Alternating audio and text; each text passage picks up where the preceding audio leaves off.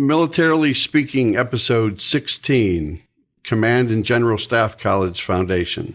This episode, we talk with Colonel Roderick Cox and Lora Morgan.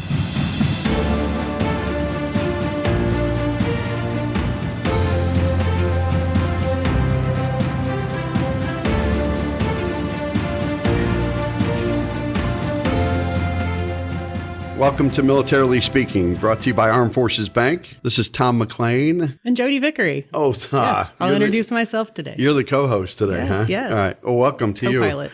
Welcome to our show. We're excited to have our audience listening and learning more about the Command and General Staff College Foundation. We might abbreviate that during the podcast to CGSC. I do want to take just a second and introduce our guests today. We've got Colonel Roderick Cox, retired, and Lora Morgan. I'll start with Colonel Cox. He became the third president and CEO of the Command and General Staff College Foundation on December 14th, 2018. He previously served as the program director of the Foundation Simon Center beginning in March 2016. Prior to joining the center and the foundation, Cox was a consultant providing personal career guidance and business management advice, a speaker at civic, philanthropic, and educational organizations on leadership management and security policy, and a volunteer assisting various organizations that support veterans, school children, and the homeless in the Kansas City metropolitan area. Do you need a break? You good? I'm good. I've had plenty of coffee. Oh, and there's more. I know there's more. There's lots more. Plenty to talk about. Yes. We need a podcast just for his credentials. Cox's awards and decorations include the Defense Superior Service Medal, the Legion of Merit, the Armed Forces Expeditionary Medal, the NATO Medal, the Joint Meritorious Unit Award, and the Honorable Order of St. Barbara. Cox earned both a Bachelor of Arts and Master of Arts degrees from the University of Missouri at Columbia and a Master of Strategic Studies degree from the U.S. Army War College. Among numerous academic and skill courses, he is a resident graduate of the U.S. Army War College, the National Defense University's Armed Forces Staff College, the U.S. Army Command and General Staff College, the U.S. Army Combined Arms and Services Staff School. You got this. This is a lot. And he is an honor graduate of the U.S. Army Field Artillery Advanced and Basic Officer courses. That would be near and dear to my husband's heart, who is former field artillery himself. He currently serves on the board of the University of Missouri Military Veterans Alumni Association and as a member of the Bank of America Advisory Panel. We also have with us... Well, let me take this one. Oh, thank you. Lora Morgan. Take a breather. Lora Morgan, are you with us? I am. All right. So, Excellent. Lora, let me introduce Lora Morgan, who's Director of Operations at CGSC Foundation. Lora is responsible for the daily operations of the CGSC Foundation office and the coordination of foundation events. She is the spouse of an Army officer. She has extensive experience in event planning, coordinating, and office management. You've got some kiddos in high school and college. All right, well, welcome to you both. We're very happy you've joined us today.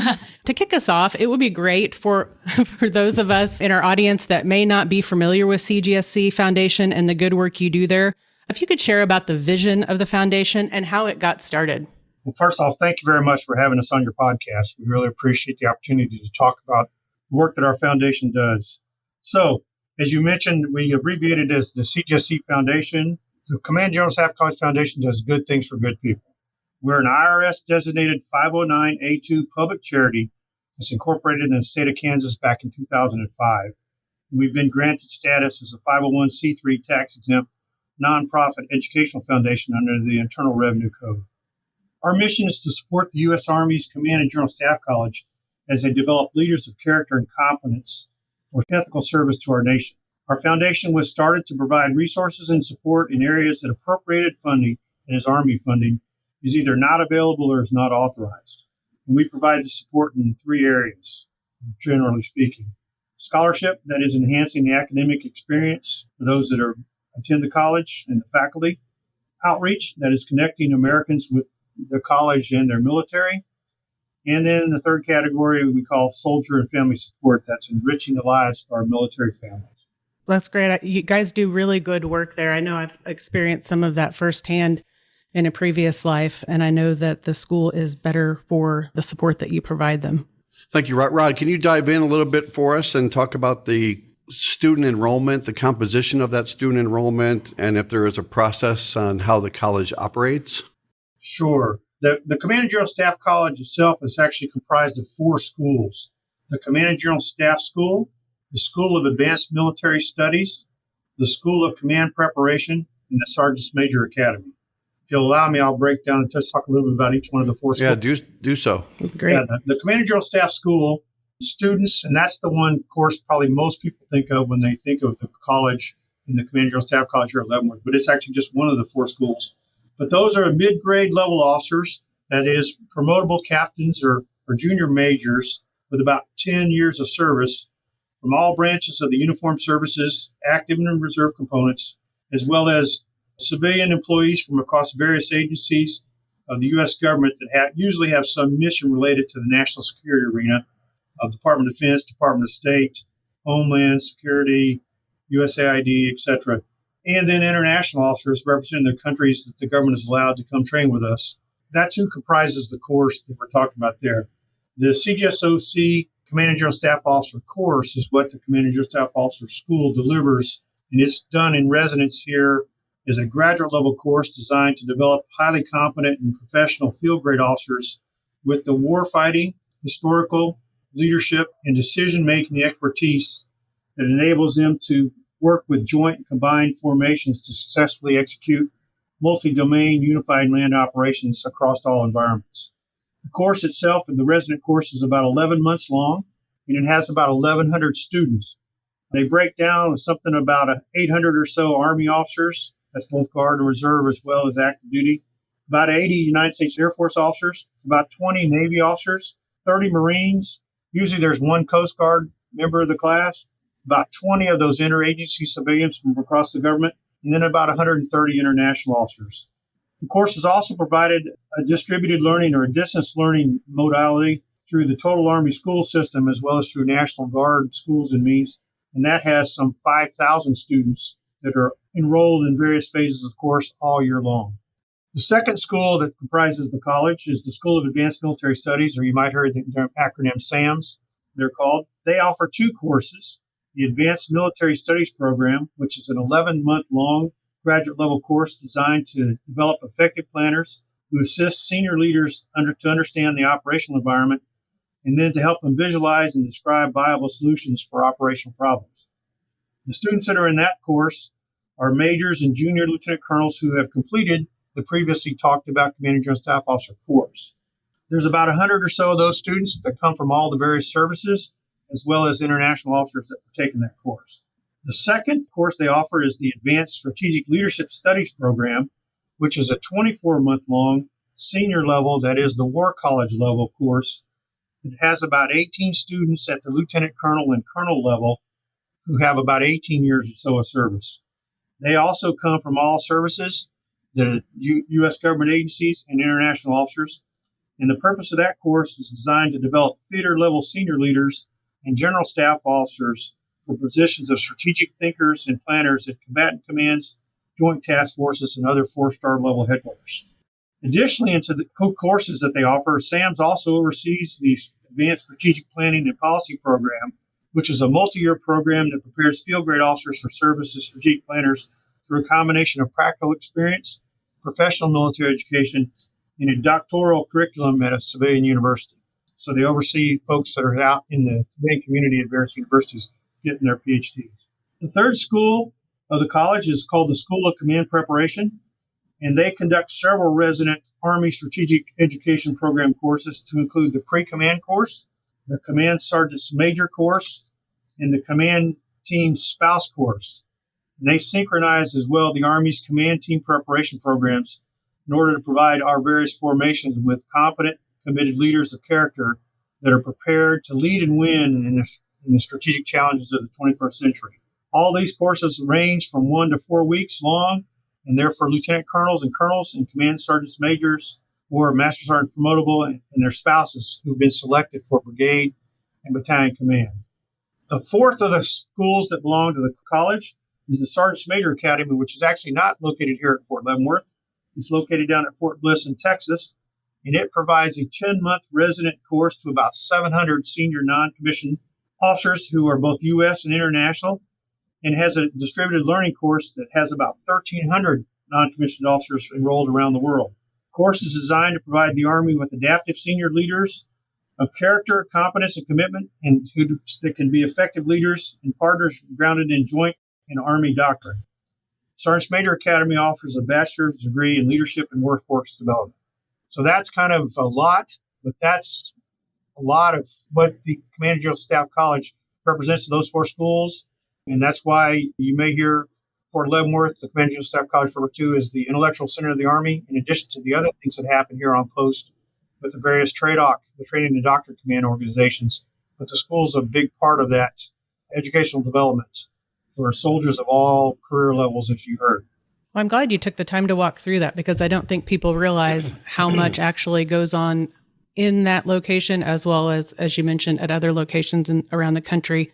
And I've always been surprised, but probably shouldn't be, but I've been surprised at the number of international students that you have that come through the college as well. And I assume it's always been that way. It's an important part of the education. As you might imagine, we have the world's finest Army. We have the world's finest schooling and professional military education. And certainly our international partners would like to come and train with us. So not only do they get to come and train with the world's finest military and spend education time here, but we also, our students, U.S. officers, benefit because those are, in fact, the best officers from around the world. And they come here and obviously they enrich the educational experience in the classroom. And one bonus to that, too, is many of them are able to bring their families with them. And so it's not only a great professional educational experience as far as military officers go, it's a wonderful opportunity for both the U.S. and our international friends to bring their families and to learn about America. We learn about their cultures, and that's a big part of the education. And it makes for lifelong friendships. I'm sure that's true. They're formed together that oftentimes play themselves out downrange, both from a national security perspective, but also, it helps when folks from around the world learn to see how we do this unique experiment in democracy and how the world's finest military works under civilian control and how we function in democracy. And those lessons have been exported across the world, as well as we take the good things that we learn from our international partners. So it's just a wonderful, enriching part of the programs. Yeah, it sounds like it. Rod, are you familiar with our training with industry program that we do at Armed Forces Bank or with the Department of the Army?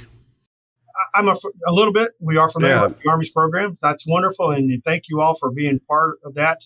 It's not only a great way for the Army to demonstrate the talent that we have that's out there that can contribute to companies like yours and willing, but it also allows for folks, life after, right, whether you spend 4 years or you spend 30 plus years in, it's a terminal career for all of us. And certainly the men and women that serve are wonderfully talented folks. And it's always a win for every community when they, go to work at a fine institution like your all's or anywhere out there. And they, we love to keep them here in the Leavenworth community, Greater Kansas City area. Jodi's a perfect example, I would say, of that. So her and her family staying here as a military spouse. We love the fact that she's here.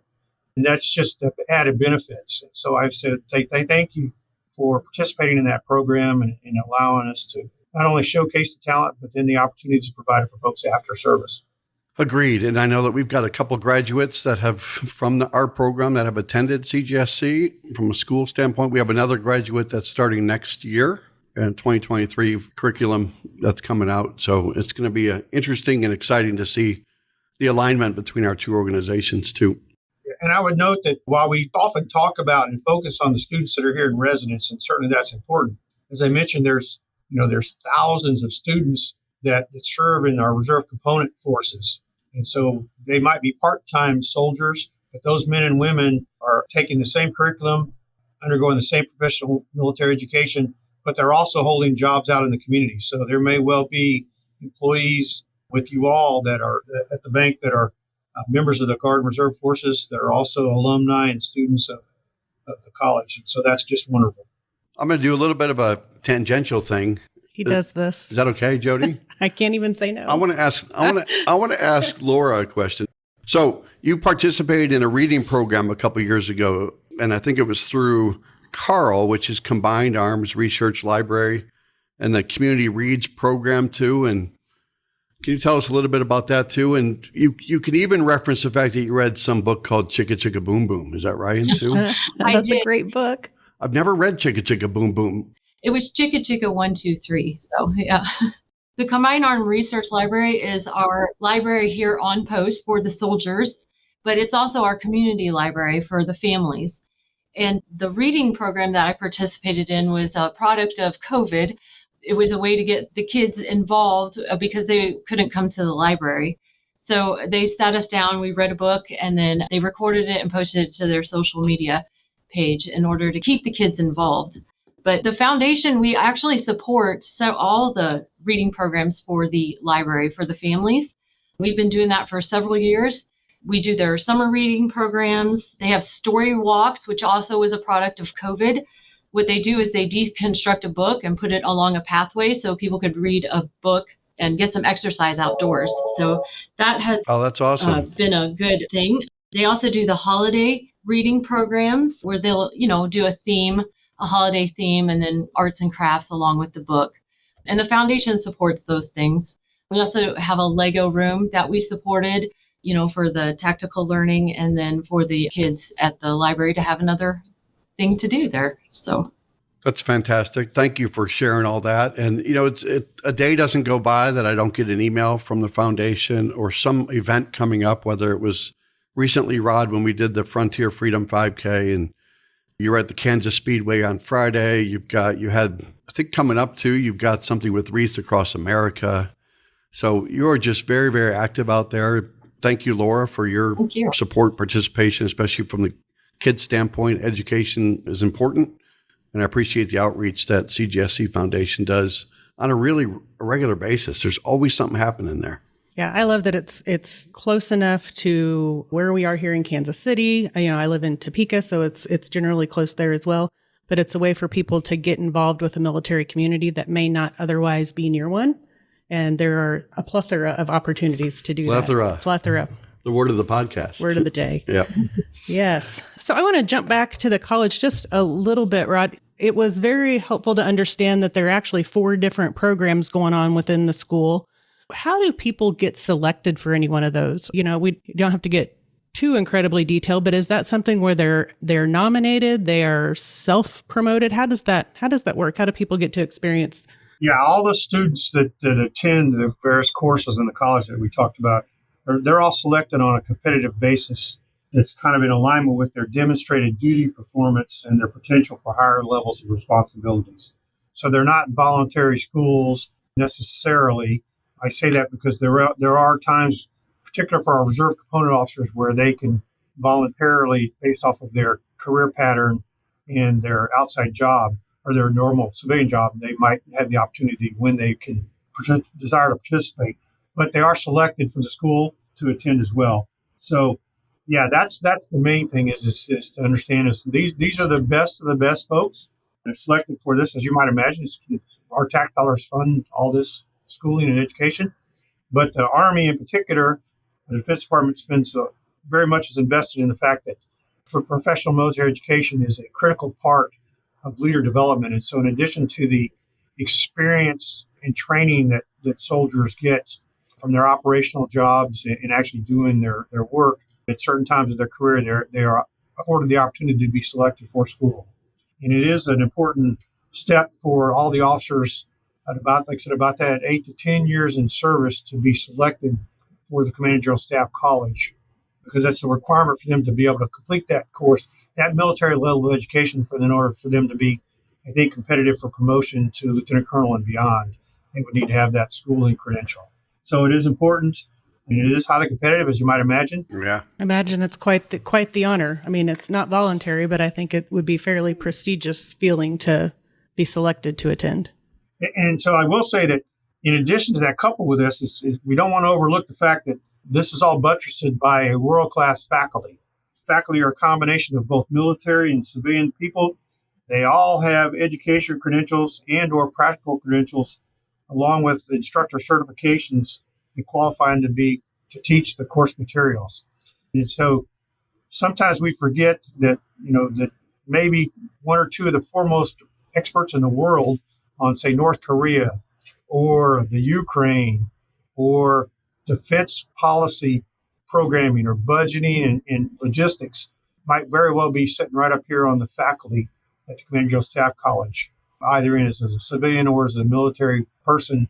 And we have, because the schools, for the most part, are done at the master's degree granting level, they are certified by the same Higher Learning Commission that accredits the University of Missouri, University of Kansas, this area of the country, in addition to the Army's certification and the Chairman of the Joint Chiefs certification. So these schools here all have 3 levels of accreditation and certification to present the curriculum and have qualified faculty.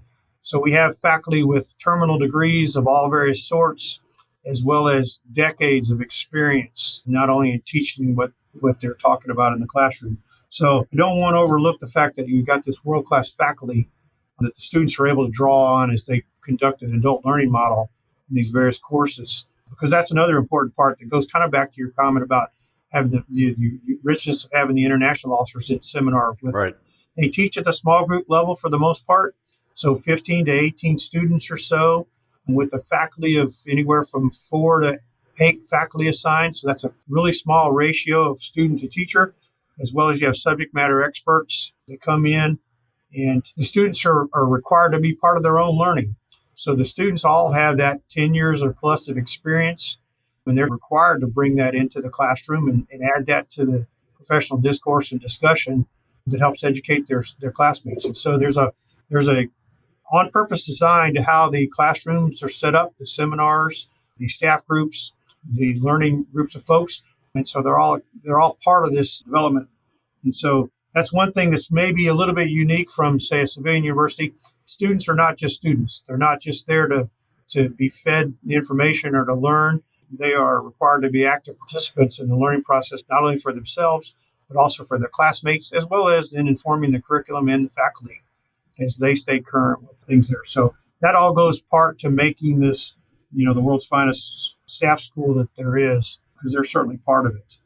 I would say that unlike a normal university, the college is not necessarily open to the public, but it is because it's not necessarily conducted at any type of secret levels, but it's a matter of being access to the posts and then coming into the school. And so normally you just can't drive up and visit like you might drive over to the MU or the KU campus and just wander around. But that's kind of what the foundation is able to do. We enjoy a unique relationship with the college as part of their outreach mission. So we can accommodate visitors and have programs that allow folks to come up and see the college and see what your tax dollars are doing and watch the wonderful things that happen here as we tell part of the college stories. I will note that the Lewis and Clark facility, which is where we're sitting today as we do this broadcast, is the home of the Command and General Staff College. And it is a state-of-the-art, modern learning facility like you would see at any university across the country now. And while at the same time, it has a museum-like quality about it that pays homage to the history and heritage of our Army. So it hosts several displays of things throughout the building, as well as it also hosts 2 halls of fame, the International Hall of Fame, which is a Hall of Fame that highlights the international students that have completed the coursework here and have gone on to be at least to the level of senior chiefs of service and higher. We have, I think it's 8 or 9 former heads of state, something that I don't know if any civilian university could boast, but as alumni here, heads of state, as well as then the Fort Leavenworth Hall of Fame, which means someone's had to have served here and then has done something unique and distinct and the impact on our Army or our country to be recognized in the Hall of Fame. So those are all here part of the building. It's all part of the magistry of getting educated in this building. And it's a wonderful opportunity that the foundation would love to have folks come up and visit. And we can certainly arrange for those type of things, as I said, as part of our mission in supporting and helping the school tell its story and connecting with the public. Yeah, I would definitely encourage people to do that. I've had the pleasure of being on such a visit that you helped arrange. And you're right, the facilities are impressive. I think I have a picture of myself sitting behind, I want to say, General Patton's desk, yes. Which, I looked very important sitting there. There's a first time for everything, isn't there? Yes. Yeah. At least I felt very important. I might not have looked very important, but it was an impressive facility. We got to participate in a simulation that was run for us and part of my team. And I may or may not have done very well in the simulation, but we did get to participate. You have the opportunity, if you visit, you can sit at we have some furniture from General MacArthur's last office. That's right. And so you can sit behind General MacArthur's desk and have your picture taken. But as you mentioned, one of the things that the building does pay homage and here to the five-star generals of the Army. So there's the largest auditorium in the state of Kansas is the Eisenhower Auditorium. It seats 2,004 people permanently, and it can have additional seats added as we need. It's just a wonderful state-of-the-art facility that, like I said, we've had everything from the ballet or acting companies or soldier shows come in for family-type activities to having the entire class of the 1,500 students of CGSOC and SAMS in there in a video teleconference with the commander out of Afghanistan and Iraq, talking about what's going on the ground. So a wide variety of things there that are available. Once again, a state-of-the-art facility, magnificent learning environment, and it befitting, however, of the level of students and the serious people that are in the course. Yeah, that new school on Post 2, Rod, the General Patton School that opened this is the first year for that too, that state-of-the-art facility, state-of-the-art technology. And that's just, whenever I think of Fort Leavenworth, think of CGSC, think of the schools on Post, that it's always top-notch, and it's always people feeling proud that they're associated with the fort. So that, thank you for making that happen. Sure. And I will note that's a little different than the Command General Staff College. We're privileged to have kind of a holdover of old Kansas law. The fort does have its own unified school district.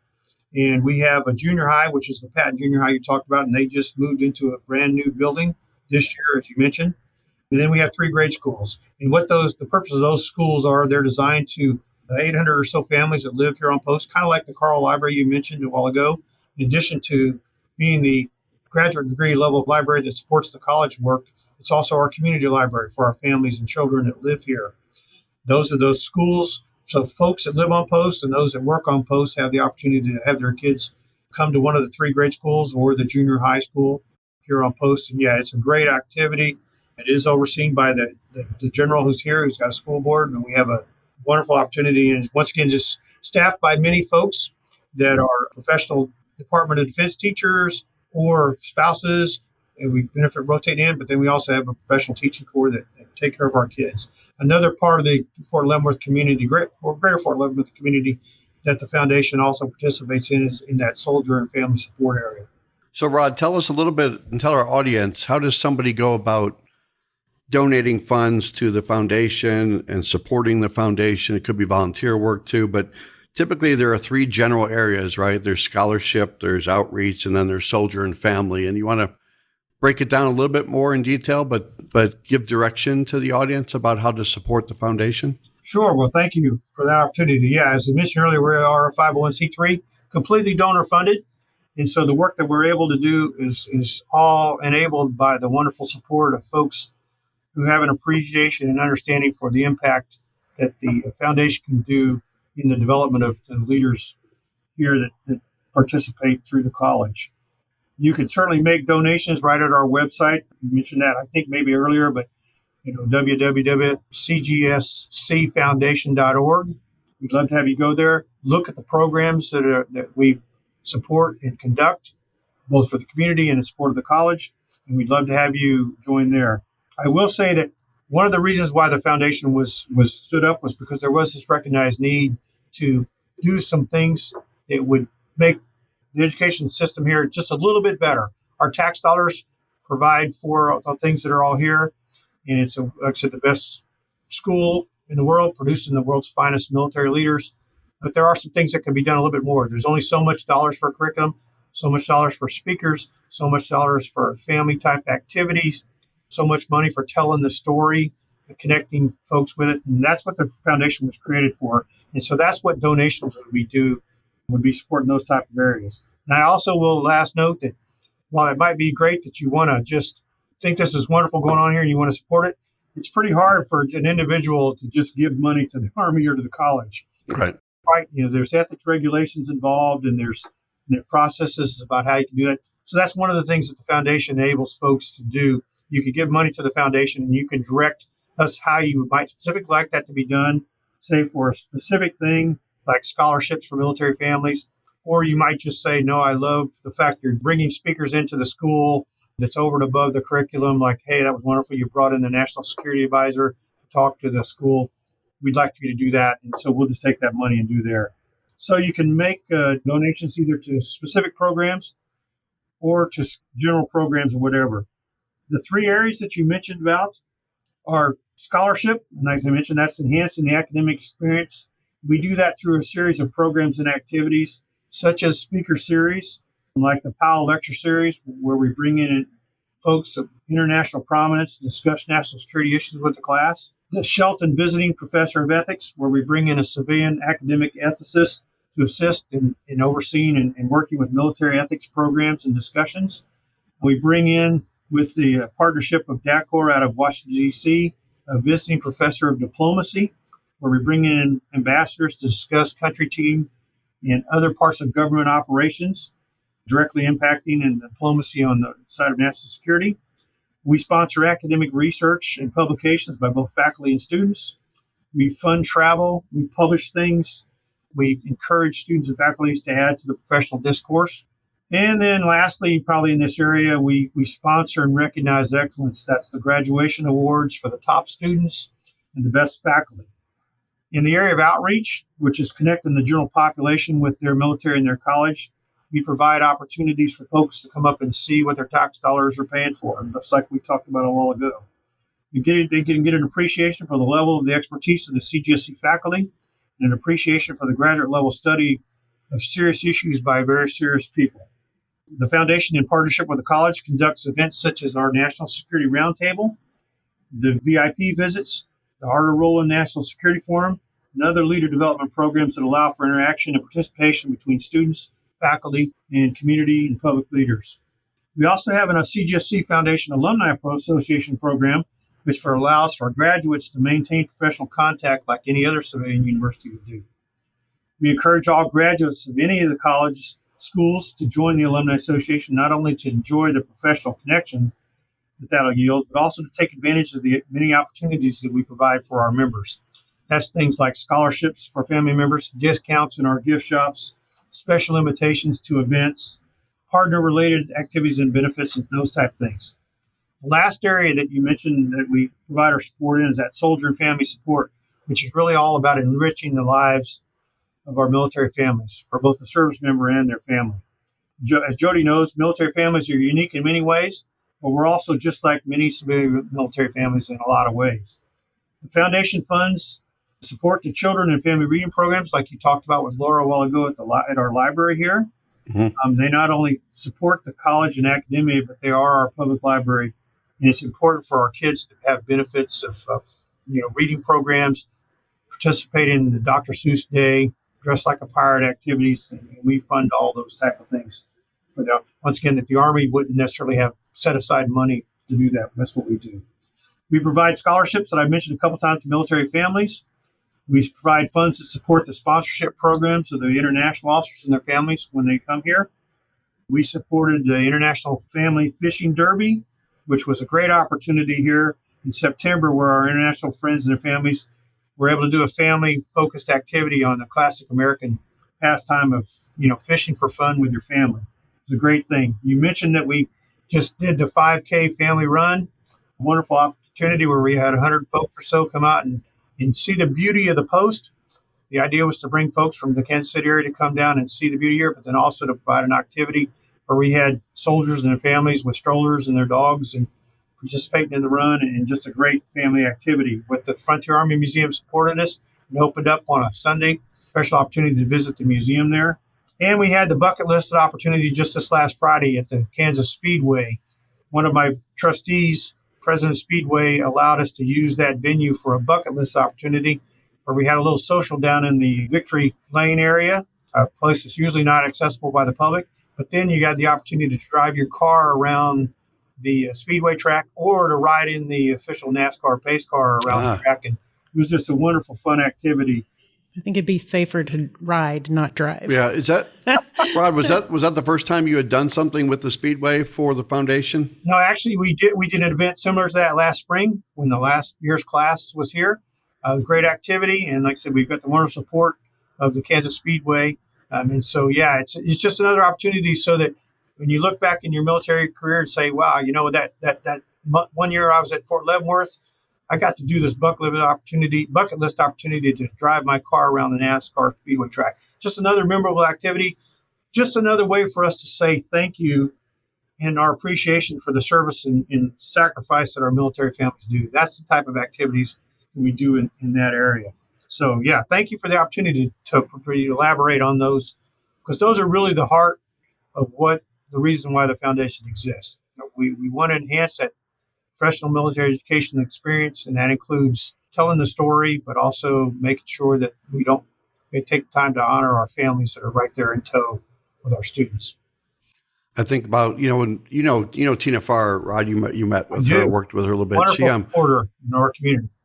She's a great brand ambassador for us. And when I think about hiring someone like that, I always think of hiring the mayor of Fort Leavenworth. And she needs to be involved with MWR and AFES and the commissary and the foundation and every activity that goes on. And October is a big month, and Trunk or Treat's right around the corner. You think about all the things that we're doing to support, just like you do for soldier and family, that they're interwoven in the activities that you do. So thanks for talking about upcoming events. And to wrap up here, is there any upcoming event that you want to share that's either on the horizon the rest of this year or early into next year?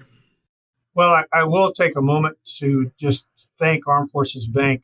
You all have been an instrumental supporter from the start of our foundation. And so thank you. We thank you very much for that. Not only your financial support has enabled to do these programs, and Armed Forces Bank has been a wonderful partner there, but you've also provided volunteers and participated in activities. We couldn't have done it without you and folks that are like you, so we very much appreciate that. And even with Jodi and her previous companies that she was president for, wonderful help with the support of military families and the work that the foundation did.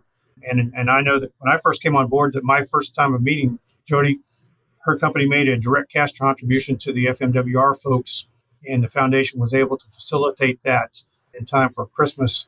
Some Christmas needs that were needed that existed there. So just a wonderful opportunity for her, met her, and I thank Armed Forces Bank for doing things like this, as well as the continued support you do for us. Rod, I thought I was personally responsible for Jodi's philanthropy, but apparently she had it before she joined our company. So you're responsible for so much more. We're glad to have her here. I'll tell you that. All the good things, Tom. All the good things. Well, it's been just an absolute pleasure to have you and Laura both on today. If you can hang with us for just another couple of seconds here, we have this quirky little fun thing we like to do each podcast called the Military Minute.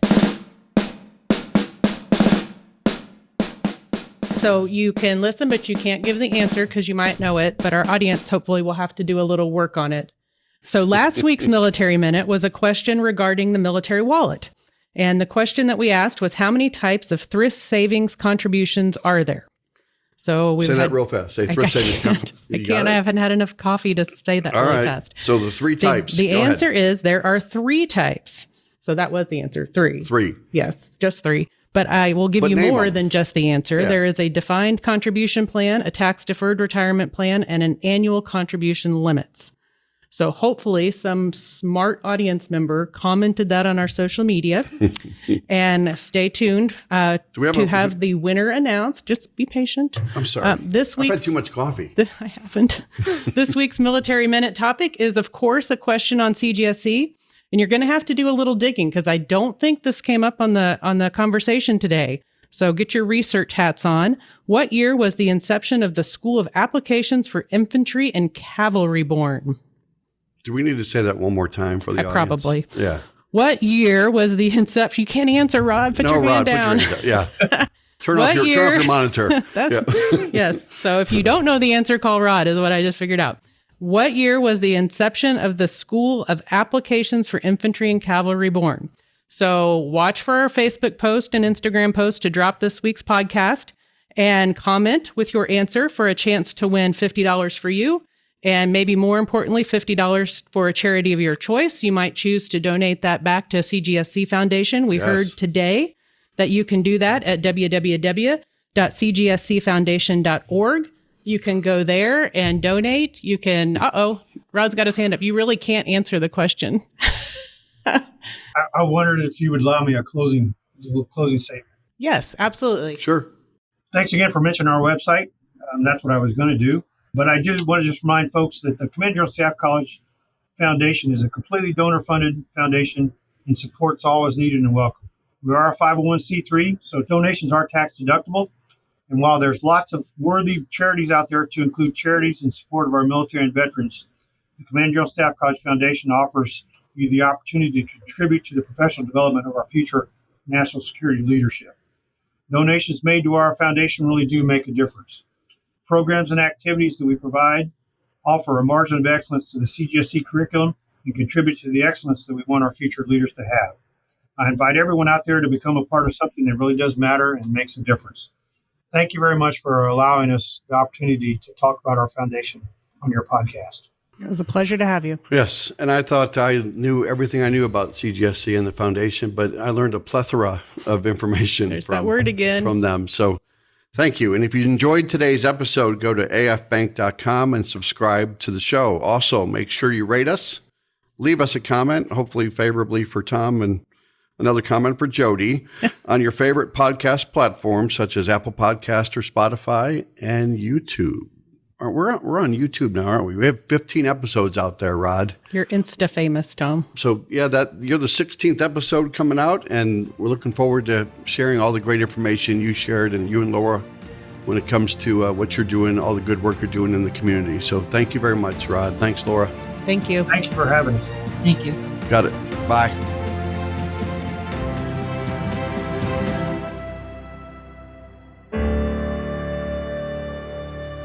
Copyright 2022 Armed Forces Bank, member FDIC, equal housing lender. All non-Armed Forces Bank owned apps, websites, company names, and product names are trademarks or registered trademarks of their respective owners. Their mention does not imply any affiliation with or endorsement by Armed Forces Bank of them or their products and services. They are merely used as examples of the many available apps, companies, and websites that offer similar services. Before using any app or website, you should carefully review the terms of use, data collection, and privacy policy. Apps may have an initial cost or in-application purchase features. This information is general in nature and is not intended to be legal, tax, or financial advice. Although Armed Forces Bank believes this information to be accurate, it cannot ensure that it could change. Statements or opinions of individuals referenced herein are their own, not Armed Forces Bank. Consult an appropriate professional concerning your specific situation and respective governing bodies for applicable laws, such as IRS.gov for current tax law. Armed Forces Bank, the Armed Forces Bank logo, and the Militarily Speaking logo are registered trademarks of Armed Forces Bank.